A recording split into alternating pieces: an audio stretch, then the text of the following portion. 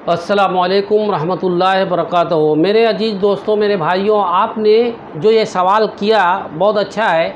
आप देख सकते हैं चुनाव आते ही जो उम्मीदवार इलेक्शन लड़ने के लिए वार्डों में घूम रहे हैं, मार्गदर्शन में वो एक जेट मशीन आती है, वो लेके सोसाइटियों में जाते हैं, उसको साफ़ करते हैं। साफ़ करने के बाद वो बोलते हैं कि भाई फलाना के मार्गदर्शन में हमने इस सोसाइटी का काम किया है। मतलब वोट लेने के लिए ये एक नया फंडा है।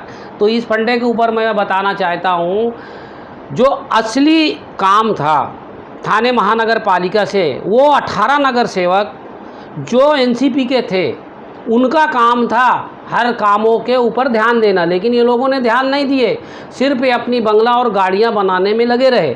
पहली बात तो ये मैं बताना चाहता हूँ कि जो ये सीवरेज लाइन की बात कर रहे हैं आप, जो बिल्डिंगों में बाथरूम का पानी होता है, जो 18 नगर सेवक के वार्डों में शायद 22 करोड़ रुपया जो पास हुआ था, वो आज तक सीवरेज लाइन का काम हुआ नहीं है। इसलिए वो पानी हर सोसाइटी में बह रहा है, उसका भी ये लोग छे ले रहे। जबकि इनका काम था महासभा में आवाज़ उठाना था कि 81 करोड़ रुपया एसटीपी प्लांट के लिए जब पास हुआ मुमरा शहर को, तो ये काम क्यों अधूरा है। ये मेरा काम नहीं था, ये लोगों का काम था, जनता ने जिसको चुन के भेजा था। लेकिन ये लोग सिर्फ कामों का कमीशन लेने के लिए काम करते हैं, बाकी ये लोगों को कोई काम करने को आता नहीं है। दूसरा काफ़ी अहम सवाल है, देखिए, मैं तो टीएमसी के कमिश्नर साहब को बताना चाहता हूँ, और मैंने कई बार राइटिंग में यहाँ की जो भ्रष्टाचार काम था, मैंने कहा था कि यहाँ पे फंड तो बहुत आ रहा है लेकिन कहीं काम नज़र नहीं आया। जैसे कि 10 बिल्डरों के लिए वहाँ पे प्लान पास है, आप समझ लीजिए उसका कम से कम कितने सौ करोड़ पास हुआ है। जो एमएमएलई मुमरा प्रभाग समिति से ये रोड आया है अपने अमृतनगर तक, तो उसमें, और दूसरा हो गया हॉस्पिटल, तीसरा हो गया है जो रोड 2016 में पास हुआ था। उसके बाद पानी की टांकी के लिए 212 करोड़ रीमॉडलिंग प्लान के लिए भी पास हुआ था। मतलब काफ़ी पैसे इन्होंने यहाँ पे दिया, लेकिन काम नहीं हुआ।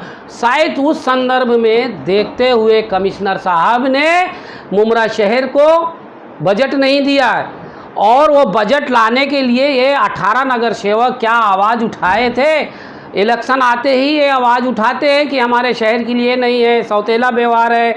ये सब यहाँ पे एक ऐसा अधिकारी बैठा है जो इनको ही चलाता है, एनसीपी को।